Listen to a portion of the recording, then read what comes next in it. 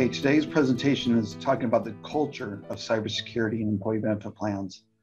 And I'm Troy Atkinson. I'm from the California offices of Eide Bailly. I specialize in employee benefit plans. And I'm Michael Nugent. I'm the practice leader for cybersecurity professional services at Eide Bailly. I'm focused across the entire nation for services, but I am located in Colorado, Denver, Colorado right now. I have about 20 years of IT experience, really a whole life working with computers, growing up with them and breaking them and really making my parents angry. But spent the last 15 or so years working within IT and cybersecurity, running services for state government and doing consulting over the last 8 or 9 years as well. So here to talk about what best practices are happening within the industry, focused on the Department of Labor's current release of best practices. So next slide. Question is really what's driving the interest in employee benefit plans now. The former chief accountant of the DOL, Ian Dingwall, mentioned a couple of years back that one of his governmental plans that he was in charge of had a security breach. Essentially, a former employee was able to take home a laptop and had a security breach. And this exposed their own administration's lack of security and backup systems to kind of get that plan up and running. Hackers and phishing experts, they used to look at for-profit companies, concentrate on credit cards. I think they're finding that employee benefit plans are a real source of names, socials, addresses, and banking information. So, I think the future is cybersecurity is very important for plans. And now that the DOL has been interested in this area of cybersecurity, it took them a while, but they issued in April 2021 cybersecurity guidance. And that can be found on the DL website in the last box there. And now that the guidance has been issued, I'm sure their agents throughout the country will be very interested in asking questions when they come into a plan and inquire into the plan. So what did the DOL issue? In broad strokes, it covers two main areas: best practices for the plan itself, and that would include plan professionals that work on the plan, asking those plan professionals to make sure their cybersecurity is up to snuff. And then secondly, really what the participants can do to protect themselves. Cyber hackers may view the participants as an easy entrant into the plan. And so that covers that area. So enough on the why. I'll turn it over for Michael for the details. Thanks, Troy. And we'll get started here. Basically, we're going to walk through the best practices put forth by the Department of Labor. But before we do, we're going to walk through kind of the current threat landscape that exists out there. What is cybersecurity? What does it look like currently? What did it look like in the past? And how has it evolved? And how is it going to continue to evolve? And then what can we do with these best practices? How can we implement them? What do they mean? And how can we protect ourselves moving forward? So at a high level, cybersecurity is just the protection of your data and your systems and your networks from any malicious attack or malicious actor. And a cyber attack is just that attempt to gain access to that from a malicious perspective. We see this time and time again in the news, which is what this slide is showing here, right? Just in the last 4 or 5 months, we've seen a ton of massive cybersecurity attacks on different industries, right? Oil and gas, healthcare, IT service providers, agriculture, you name it, including employee benefits plans, right? Just a ton of attacks. And this is what we're all seeing in the news here, right? These are major headlines. I went out to Google and I just typed in cybersecurity attacks and then clicked on reputable news sources across the industry and just copied what was happening there. And you can see, right, 57,000 records stolen, $5 million here, $70 million there, $11 million here, 1,500 businesses compromised, right? This is what everybody's seeing in the news and understanding what the current landscape is like. But most organizations are looking at this and saying, well, I'm not even worth $11 million or right? Nobody would target us. We're not that important. And realistically, right, this is just the tip of the iceberg from what you see on the news and within media when it comes to cyber attacks.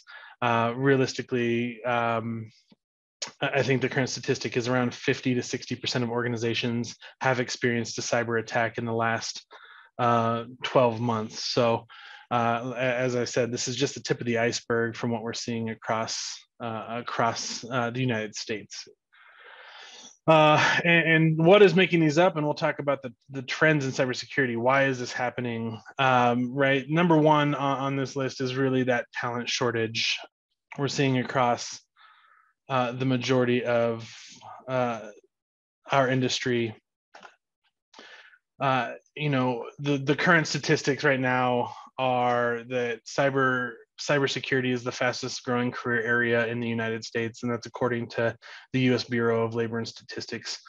Right, 2 out of 3 cybersecurity roles remain unfilled, and so right. The big statistic there is there are 3 million unfilled positions right now, and just not enough people to fill them, or at least not enough people that have the talent and the skill sets to come in and perform in those roles. And so what we have is really this deficit of knowledge and security coming into our organization. What we're starting to see is this community of cybersecurity come together to build training regimens and really extending the responsibility of cybersecurity from one individual or a couple individuals in the organization to making it everybody's responsibility. We all have this responsibility to protect our organization and the data that's coming through it for every, our clients as well as our employees and third parties. One of the biggest trends, if we don't mention it, is, right, somebody's going to ask the question, is really ransomware. It's kind of the biggest, most prolific attack that we're seeing that comes in the news. Organizations are getting hit by this ransomware where their data is getting stolen and encrypted from them, and they're starting to request money in order to get that data back. And then it's opening up questions like, how do we, do we pay the ransom to get our data back? Do we not pay it? What's the right thing to do? And the answer is really, it all depends. But we're seeing this come through on that last slide with all the news articles on it. We saw most of that was all ransomware, right? It was all stolen data that they, extorted from organizations and then held at ransom. And sometimes they give it back and sometimes they don't. Sometimes they unencrypt it. Sometimes they steal it and post it to the internet. And so it's realistically probably one of the biggest worries for most organizations, but it's not the only worry, right? Ransomware, 10, 12 years ago when I was working on my first ransomware case, it was $500 ransom. And it was a no-brainer. Like, we'll pay it if we don't get our data back, then we've only lost $500 and we'll work to do something else. But this could save us a lot of time and effort. To now, we're seeing ransoms in the $5 to $70 million range for massive enterprises, but on average around $170,000 for the small to medium-sized enterprises. And so that's a considerable amount when you're talking about unbudgeted expenses. And so we move into that attack sophistication, right? Ransomware used to be $500. Now it's hundreds and thousands of dollars across different organizations. And then that doesn't even include the cost to recover and perform incident response. And so we're seeing these threat actors attack more sophisticatedly, right? They're coming in and they're targeting specific employees and sending them a ton of phishing emails and a ton of exploits on different vulnerabilities across your perimeter, and the way they're doing that is writing their own code and coming in and actually building their own malware that's targeted to your organization to steal your data and gain their goal. And that's really being made possible by the growing attack surface. 20, 30 years ago, nothing was internet connected, right? You were fortunate enough to have a BlackBerry device that had email on it if you were, high enough up in the organization, to now, fast forward 20 to 30 years where we are today. Everybody's got a cell phone. Everybody over the last 20 months, not everybody, but a significant portion of the workforce moved to remote working over the last 20 months. And so that extended, right? They're taking your laptops home, they're putting it on their home network, and then everything on that home network has the potential of being infected and then opening up your work laptop to some form of attack as well. And so our attack surface is growing considerably as we're starting to move into this Internet of Things method across our home environment and our work environments, right? We can change our temperature from our cell phone in our house. We can see what's inside of our fridge. We can restart the dishwasher, all from our cell phones or our work laptops. We can view cameras across our entire house, right? All of these things are internet connected, and they are a jump off point for any attacker. And then, right, over the last several decades or a couple of decades, from an IT perspective, we've been focused on keeping attackers out, but not focused on what happens if somebody on the inside is going to perform something malicious, right? A disgruntled employee, an employee that's potentially being held at ransom to some extent, or what happens if an attacker gets on legitimately to your network? Can they use the tools that you have in your network to attack your organization? Do they have enough privileges to steal data, right? Are we focused on the insider threat as well as the external threat? I'll move forward here and talk about the effects of a cyber attack and really what a cyber attack looks like. From a high level, right? In the cybersecurity industry, we have what's called the MITRE ATT&CK framework, which maps out the chain of events that an attacker takes to get to his objective. And so I boil that down in this one graphic here to show that what from a high level an attacker is going to do inside your environment, right? First, they perform recon. That's a lot of information gathering. It builds their motivation on how they're going to attack you. Right? If your security controls are too high, they're going to move to the next company that's a little weaker. What I typically say here is hackers are lazy, or more so, they're opportunistic, right? They're focused on what's the biggest win for the easiest amount of effort, or the least amount of effort.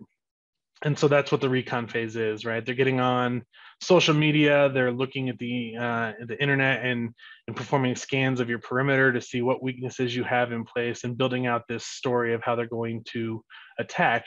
Once they have that story, they move into this exploitation phase, or this exploit phase, where they either send phishing emails or campaigns against the human element within your environment. And that can be, sending out those emails where you've won $500, or the CEO needs you to do something urgently and download this document, to text messages, or even phone calls, or in-person impersonations. So coming into your office building and trying to get as far as they can, or steal some form of data by pretending to be friendly. The human element is usually the most exploited element when it comes to this exploit phase. They say that 96% of attacks usually start from the human element or human error. So, but there is the technical weakness, right? If we're able to identify a security vulnerability in your network, then we're able to exploit that potentially and gain a foothold as well. And so once we do our exploitation and gain that foothold, whether it's a human or a technical exploitation, we start to maintain persistence. We start to build this persistence. Once we get on one device, we start to pivot and get on as many devices as possible so that we can maintain control within that environment.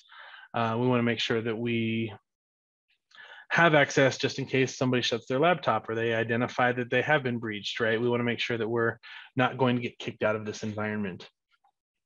And then once we're there, we have time to sit in the environment and wait and do some more recon and understand what's happening in the environment. Where are the finances sitting? Where are the crown jewels of your environment, intellectual property? Where is all this happening? And so from there, we build out what we're going to do from a hacking perspective, and then we get our objective, right? We either send ransomware or we send an email changing invoice, accounting numbers, anything along those lines to gain some financial means. We steal the intellectual property that we're looking for, or we bring your environment down because that was the objective. And so that's from a high level what an attacker is planning, how they're going about attacking your environment. This statistic I already said, 54% of companies have experienced one or more cyber attacks in the last 12 months. And this is a statistic actually that came at the end of 2020, once the Poneman Institute actually surveyed a ton of organizations, and this is what they had identified from that.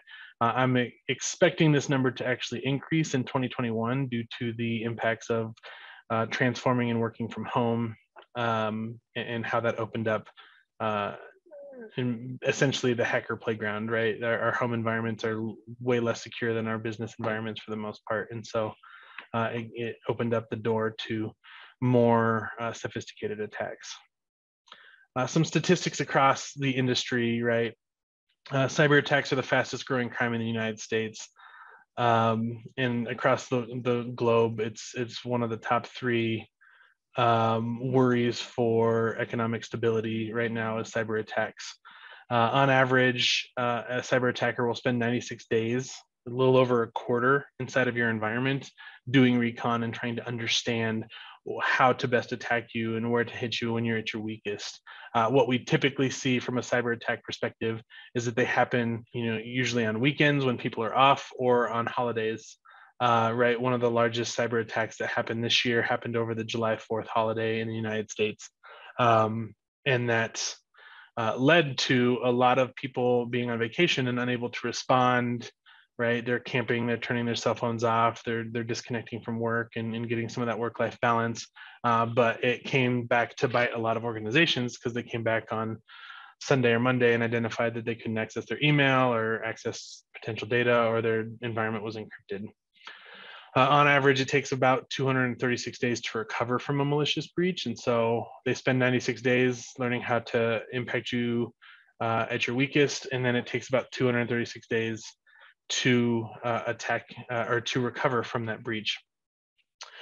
This cost of a breach is realistically based on organizations from the Fortune 500 all the way down to small businesses.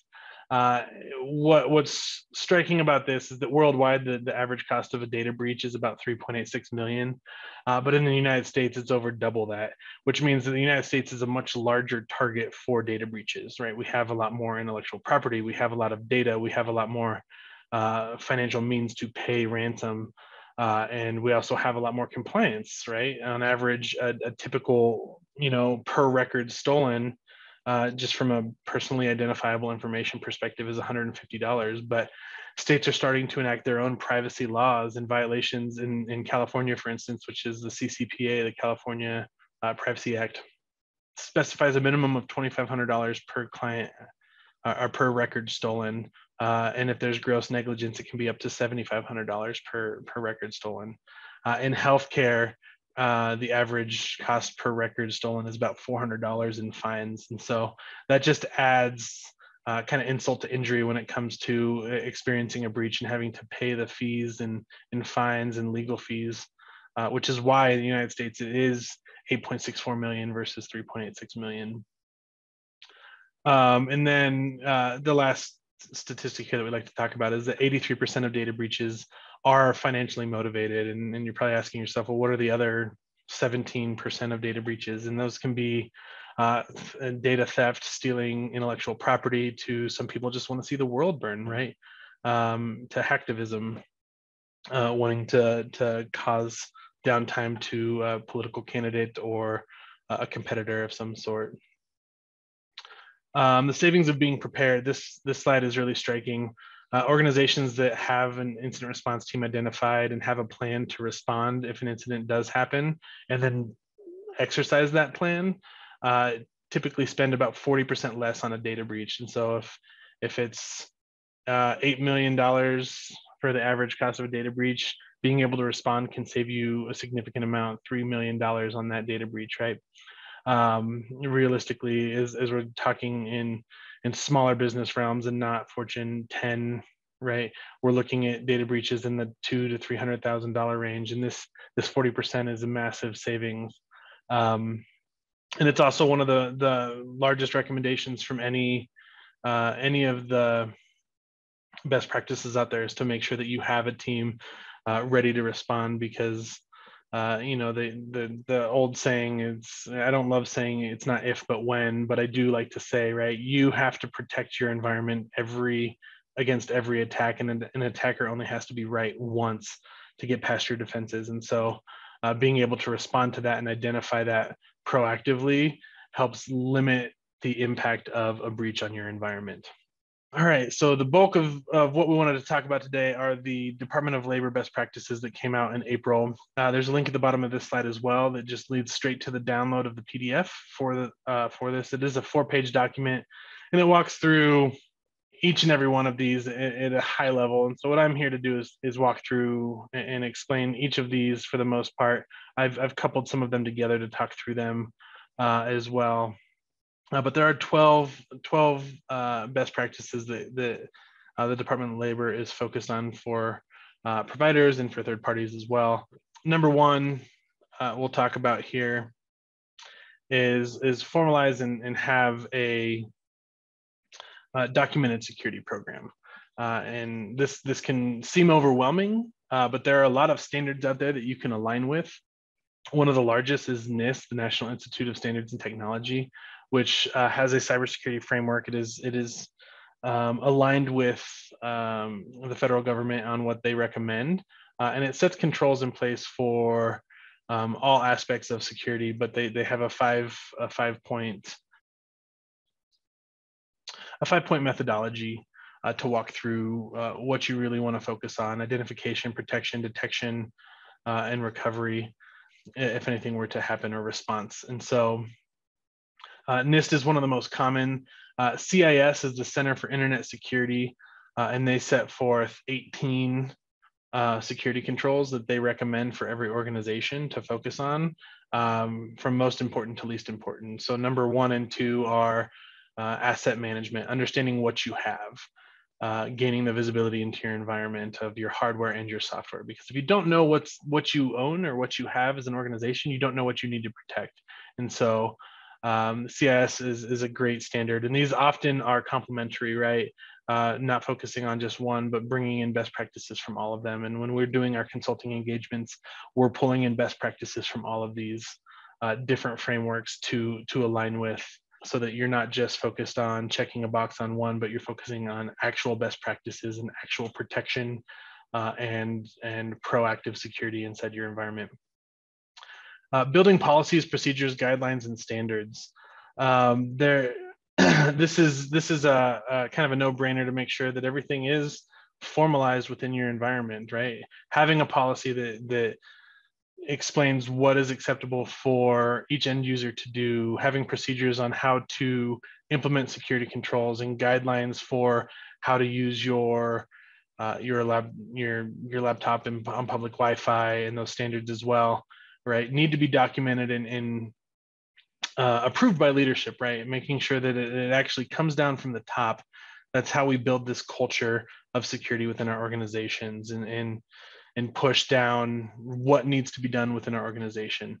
Building a policy once and then walking away from it is not good. The cybersecurity landscape evolves dramatically multiple times a year on what's happening, the different types of attacks that are happening, new vulnerabilities that are being released. And so it makes sense to build these policies and then have at least an annual review policy, if not a quarterly review policy, to make sure that no edits need to be made as your business is growing and transforming and bringing on new employees or even new business units, making sure that these policies align with all the different business units within your environment.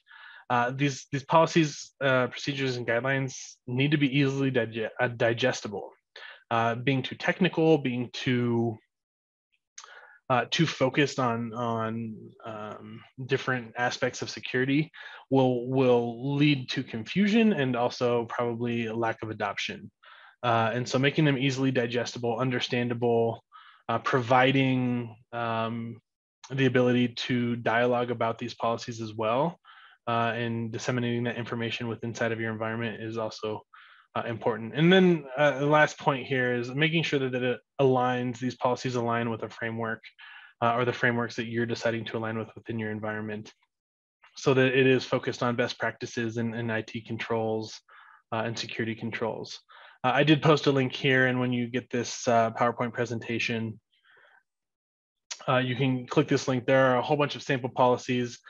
SANS is an institute that focuses on security amongst other IT aspects and auditing of security as well. And they're actually one of the larger names in education within the cybersecurity realm. And they actually have a whole bunch of policies and procedures and even plans that you can pull down and use to help build your own. And we're also able to consult through those different types of policies that you might need, or what gaps might exist within those policies as well. Second and third on the list from the Department of Labor are third-party assessments, a risk assessment, and third-party audits. The Department of Labor does recommend an annual risk assessment. Performing that risk assessment by yourself might be a valuable thing if you have a team identified that can actually perform these. If not, using a third party to come in and provide that independent review to understand where your risks are, right? Again, this risk, the risk assessment needs to align with the framework. Where are there gaps on that framework? What risks exist within inside of your environment? How is that transforming yearly, right? Identifying new risks yearly, right? This does need to be an annual assessment, right? The Department of Labor specifies annual on that, and I can only agree with that because like I said before, your environment is consistently transforming, and making sure that you understand what new risks exist there. And this isn't just a conceptual risk, right? Understanding what gaps you might have from a policy or procedure perspective, or a skill set perspective, but it's also what security weaknesses exist in your environment. Doing a penetration test, which is having a third party come in and pretend to be a hacker against your environment to understand what security weaknesses you have and what priority they need to be taken care of or remediated against. Vulnerability assessments as well. A lot of organizations have a vulnerability management program where they're going in and understanding what vulnerabilities exist, and as they keep coming up, the vulnerabilities ebb and flow as operating systems and software and hardware vendors are releasing new vulnerabilities daily. And the most important thing about the assessment is not just performing the assessment, but actually remediating the risks that are in this, right? Mitigating the risks, transferring the risks, accepting the risks with security controls surrounding them. If it's really, knowing is not enough when you get an assessment, but actually putting in the effort to cover those gaps and remediate those risks is vitally important.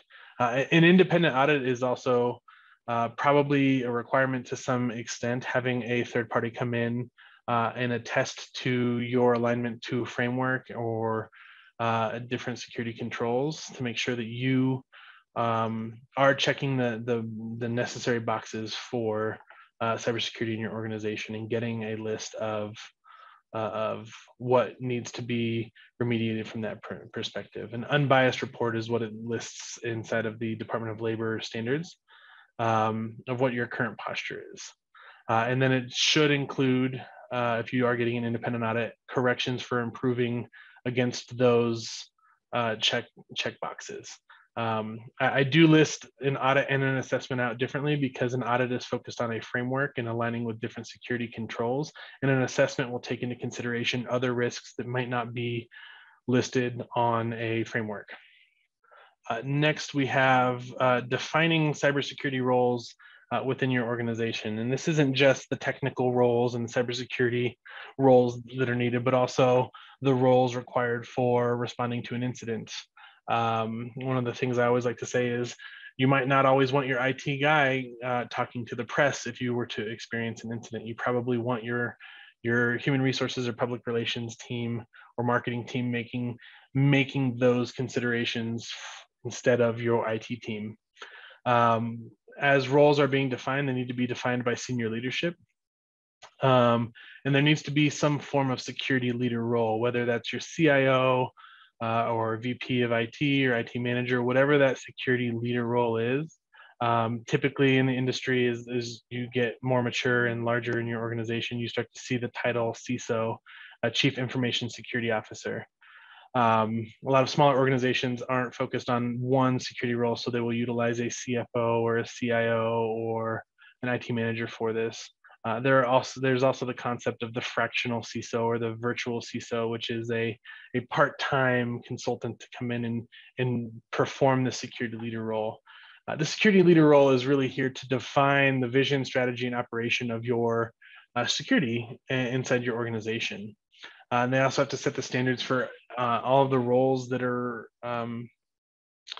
a part of the security organization, including those that might be human resources related, public relations, legal, defining those roles and responsibilities. They also specify what certifications and experience are needed, along with the training that's required to maintain those certifications and experience and maintain a security posture across your organization. They'll specify the needs for background checks on all employees, but specific within the cybersecurity organization. And as I said, the training program and continuing education as well. Next up, number 5 on the list from the Department of Labor Best Practices is the strong access control procedures. This is probably one of the most important requirements or best practices that you could focus on, because access is what gives you the data, and making sure that access is granted as needed and has strong passwords around it. They haven't released the most common passwords for 2021, but in 2020, the most common passwords were still password 12345. I think COVID 2020, COVID 2021 were all really common passwords. And there might even be some people on this webinar that are like, oh my goodness, that's my password. So if it is, please change it and get a stronger password. But identifying what standards are in place for this from a technical and a procedural perspective, right? Formalizing the identity and access management so that people, so you have policies and procedures and controls in place, like I said, to enforce strong standards and best practice standards for your access control.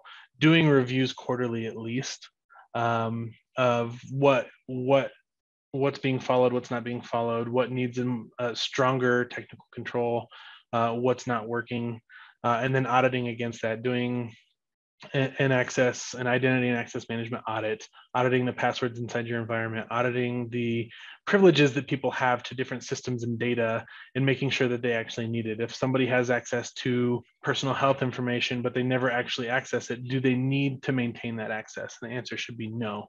We like to talk about within the cybersecurity industry, zero trust, and making sure that third parties as well as individuals within the organization are not just implicitly given trust to data and access to different systems, as well as this concept of least privileged access, making sure that you get access to exactly what you need and nothing else. And oftentimes this can be focused on a role-based perspective. As you're building out roles within your organization, IT might need a stronger level of access to fix things on computers than accounting might need. And so making sure that those roles are defined and well thought out and built accordingly. Implementing password standards. This is vitally important. Like I said, COVID 2020, COVID 2021, common passwords. Even still today, the use of password as your password, or 1, 2, 3, 4, 5, 6, 7, 8, 9, right? Very insecure, very easy to guess. As a cyber attacker, we build out a dictionary of the most common passwords, and when we're trying to attack an account, we just use that dictionary. And if people are continuously using these passwords, cyber attackers are going to continuously get access when they shouldn't have it. And so they need to be unique and complex. Password reuse is also something that is detrimental with inside of cybersecurity or your organization as well. A lot of people use the same password across multiple services. So your login to your organization might be your login to your bank, might be your login to your Netflix account. And so when you are attacked and your one password is stolen, right, that password can be reused by an attacker against multiple different services. And so making sure that we are using unique passwords and using things like password managers with strong security controls on them to protect our passwords and keep them unique and complex across multiple different services. And last and probably most important is this concept of multi-factor authentication.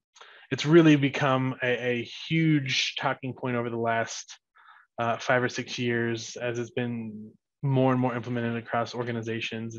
It's a little inconvenient as you're logging into something, you just want access and you want it now, but you now have to go to your application or your cell phone and either type in a 6-digit code or approve an app or check your email or whatever it might be to put that other 6-digit code or whatever that code is into your application to gain access. And this is an important stopgap against cyber attacks because they only usually have one password, and gaining access to another system is infeasible most of the time. And as I said earlier in this presentation, hackers are typically lazy, so they're not going to try and get that multi-factor authentication code as much as they will try to attack something that only has a single factor authentication.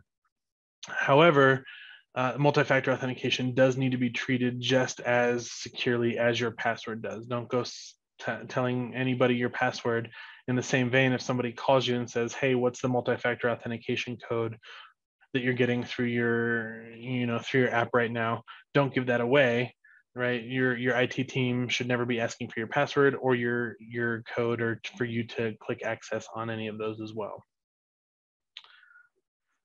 Next up is data security and where your data is being stored. Over the last decade, a lot of focus has been put on transitioning all of our environment to the cloud, which is this ethereal thing where somebody else is hosting what we're doing, what you're doing as an organization in their infrastructure. Microsoft Azure, Amazon AWS or web services, Google Cloud, Oracle. There's a handful of providers out there. So where your data is stored is vitally important, and how it's stored as well. Are you storing it in the cloud? If you are you focused on the security of the configuration of how the cloud has been set up? Are you storing it locally? Is it stored on your laptop? Is it stored in a server room somewhere within one of your buildings? And then what security controls are you putting around that? Because each one has its own individual needs for security. And as we've been transforming to the cloud over the last 5 or 6 years or even decade, there hasn't been a huge emphasis on security. And so a lot of retroactive security measures have been put into place. And so considering the security ahead of time actually saves a lot more time, effort, and money, as well as limiting the impact of a breach, right? If you put the proper security controls in place ahead of time, you don't have to worry about a breach as much. You mitigate that risk. How is your data configured? How can you access that data? What is happening to that data when you're using it? Are you accessing data from a Starbucks Wi-Fi network? And if so, do you have a VPN turned on so that you're protecting the use of that data? As you're sending data, are you sending it via email? Is it encrypted email? Is it secure email? Are you sending it via text message or a chat in Teams or Slack or whatever chat application? And then what happens to that data as it's just sitting on the server? How are we protecting it? Is it encrypted with current standards for encryption? Making sure to employ these best practices and focus on the encryption standards as well for that data. And then how are we destroying our data? Oftentimes, right, when every 3 or 5 years, you get a new computer with your organization, are you just throwing that computer in the trash? Are you giving it away? What are you doing with the data that existed on that computer? Following procedures on destroying data securely, making sure that nobody else can access it so that it's not leaving your organization through a very common avenue of upgrading your IT equipment. And then how do third parties access your data? How can we give privileged access to this data without worrying about how it's transiting, how they're accessing it? Are they coming into your environment through a VPN? Are they accessing it through cloud resource? Is the third party using proper identity and access controls to access this data? And how is it being stored on our third parties? Are they encrypting it successfully with encryption standards today as well? Next is training and education, and this is probably one of the most important areas within cybersecurity. A lot of organizations are focused on phishing and training, and it's automated. And it's good that we're performing these phishing examples, right? You might get some of these test phishing emails from your organization. If you click the link, then you have to take a training. And if you report it, then you get a pat on the back. Training is probably one of the biggest areas of growth within the cybersecurity field. Is everybody has a responsibility for the data that they're accessing within their organization. You'll often hear it said that humans are the weakest link when it comes to cybersecurity, and that's a narrative I'm trying to flip because it also poses the greatest strength moving forward. If we can educate and train our workforce and those that access our data efficiently and effectively, then they become the greatest protection mechanism against a cyber attack, as they are the most attacked portion of a cybersecurity environment.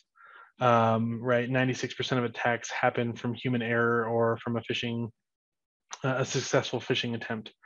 We are highly targeted as humans. I mean, even in the last week, I've gotten probably 6 or 7 text messages on my phone saying, click here to track your package. Well, I didn't order anything, right? Like, why would I click there to track my package? But everybody wants to be receiving something or winning something. Click here to keep your account from being suspended. Most of the time, if you're getting a text message along something like that, it's best to validate outside of clicking that link. Go to the service, call. If you want a $500 Costco gift card, call Costco. They'll tell you that it's fake and not to click on the link as well. Do some external validation before just blindly clicking any of these links. And I do want to specify that there is a difference between education and training. Training is typically automated. You sit down, you take it, you click next. You might take a quiz, and then you're trained for the year or the quarter or however often you get training. Education really focuses on a bi-directional learning, being able to ask questions, being able to dialogue about what's happening, and that provides the greatest value for learning about cybersecurity within your environment and what you can do to protect yourself and your organization. And lastly, when it comes to training and education, and this isn't actually on the Department of Labor's best practices, but it is a shared sentiment across the community that is cybersecurity, is that there needs to be a lack of shame when it comes to clicking a link or falling victim to a cybersecurity phishing attempt, because the more shame we put around clicking a link, the less likely somebody is to report it if they do click it. And so we want to make sure that you are good to report this, and there's no shame. People fall victim to this all the time. 96% of attacks come from successful phishing attempts. So keeping shame out of it and making sure that as they report it, we're actually working with that individual to train them and talk to them about what happened and how we can prevent against it in the future. One of the bigger or one of the smaller, I'd say, requirements on this Department of Labor best practices, secure software development lifecycle. If your organization is developing software, this is vitally important. And if your organization is not setting standards for any third parties that are developing software for you, is very important. Software can be developed for internal use as well as external use. And if you are developing software, where in the process of software development are you considering security? The concept in cybersecurity or in security in general is shift left. And that's talking about a linear process of software development where, security used to be an afterthought in software development, and now needs to be considered before development even starts. What are we going to do to secure the code that's coming through our environment? And so considering security earlier on in development is actually a cost savings initiative as well, because once you build an application and then have to go back and build security into it, there might be a completely new application that you have to develop for it. And so it's not just for security, it's also for cost savings. How are you testing your internal and external applications, right? External being things that you provide to your customer base, to your participants, and things that you need internally to perform certain tasks from accounting to IT to any automation that you're trying to deploy. How are we focused on testing that to make sure that it's secure and it doesn't provide a weakness for an attacker to come in to our environment? Building a vulnerability management program. This is scanning your software and hardware daily, weekly, monthly, in real time, whatever makes sense for your organization size. Scanning for whatever vulnerabilities might exist. Software vulnerabilities are common, and it's hard to develop software without vulnerabilities existing, but making sure that you're patching those vulnerabilities as they're being discovered, and then building remediation timelines and tracking those vulnerabilities, making sure that as we discover a vulnerability that we're able to track it and fix it so that we're not releasing code that is potentially malicious. And then doing annual testing of your software development lifecycle and of all the systems inside of your software development program. Business resiliency, probably one of the most important numbers on this Department of Labor best practices. Business resiliency focuses on 3 core areas from the Department of Labor's perspective. That's a business continuity plan, a disaster recovery plan, and an incident response plan, or defining incident response for your organization.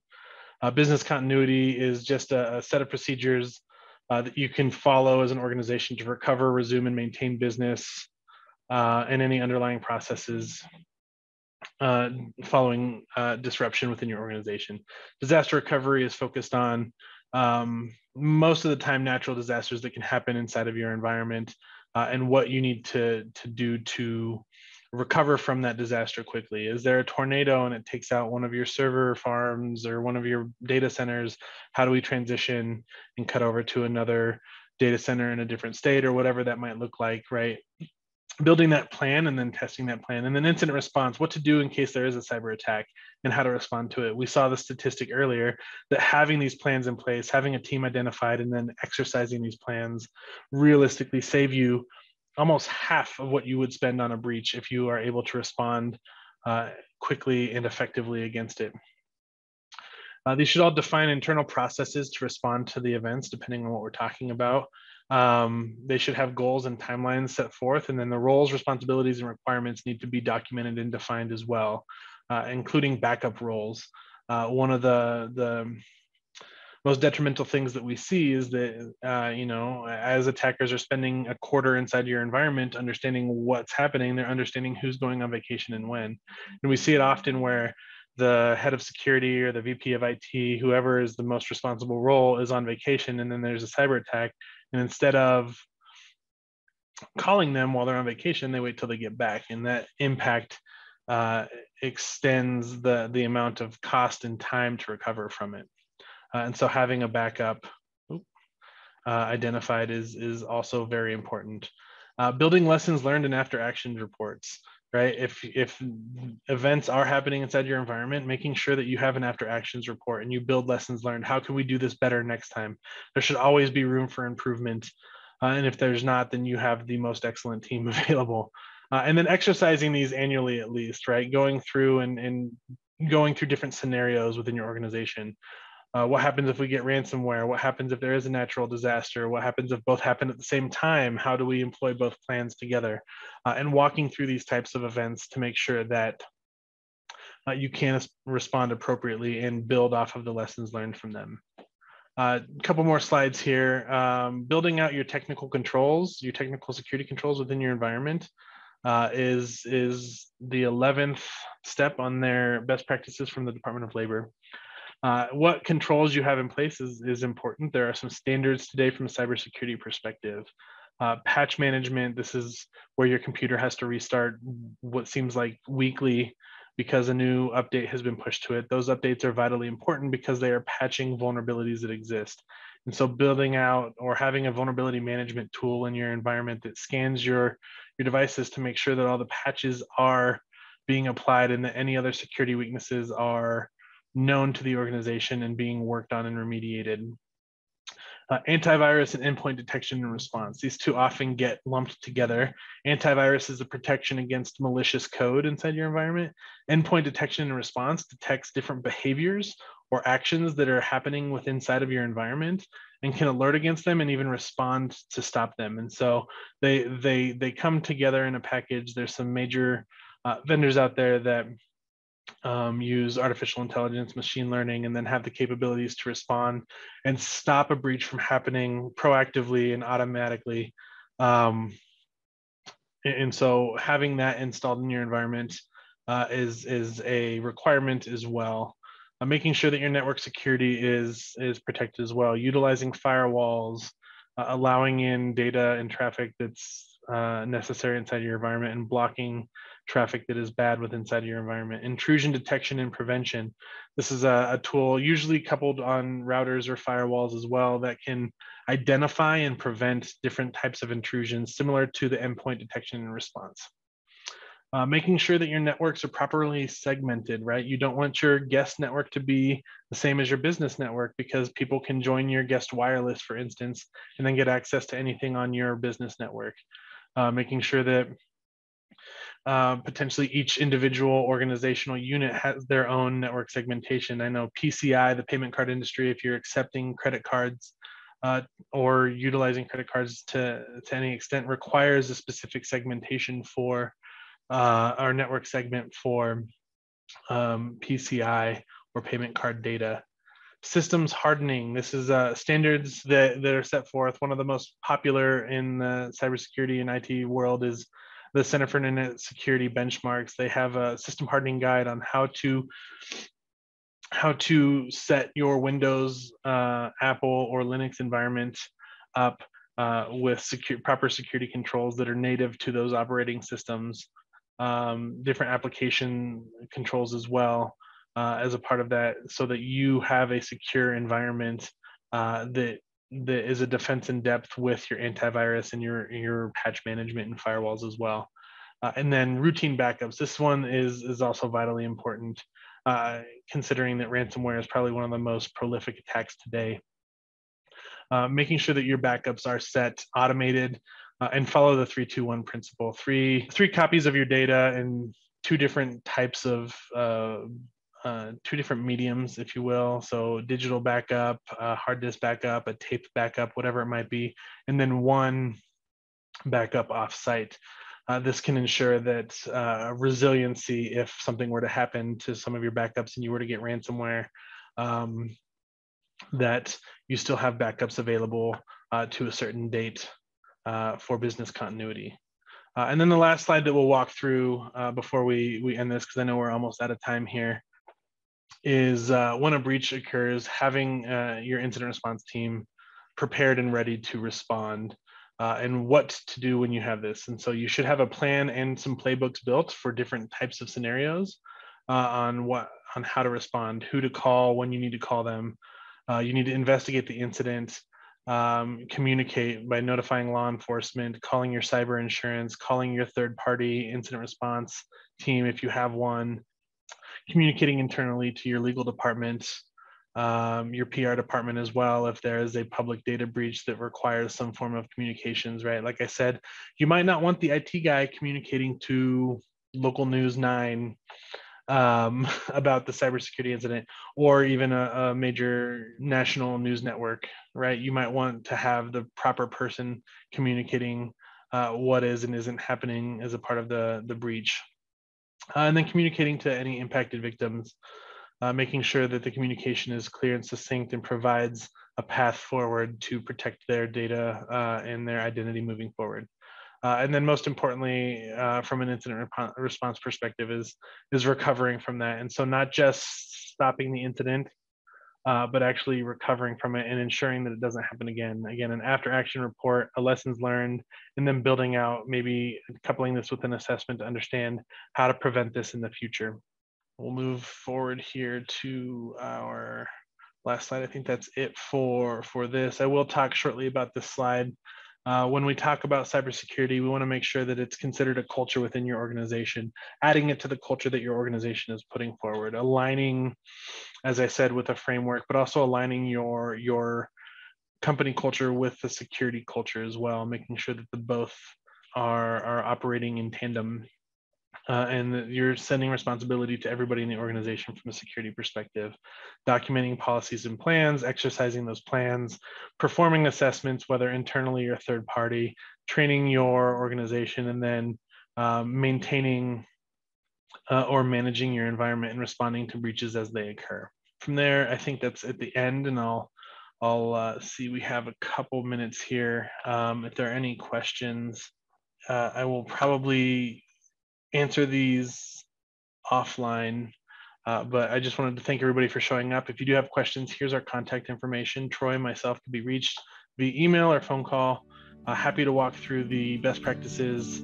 If you have any questions, feel free to call or email as well.